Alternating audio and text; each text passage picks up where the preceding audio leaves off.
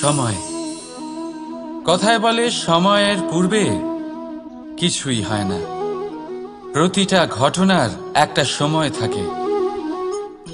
সময়ের আগে না সূর্যোদয় হয় আর না সূর্যাস্ত হয়। সময়ের পূর্বে গাছে না ফুল ফোটে না ফল ধরে।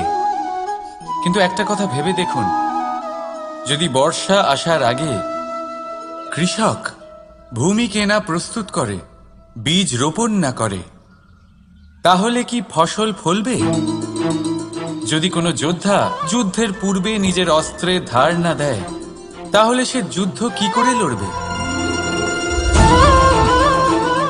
এর মানে এটাই হলো যে সময় আপনার যখন আসার তখন অবশ্যই আসবে, কিন্তু ততক্ষণ এটাও গুরুত্বপূর্ণ যে আপনি নিজেকে তার জন্য তৈরি রাখুন। কারণ এই সুযোগ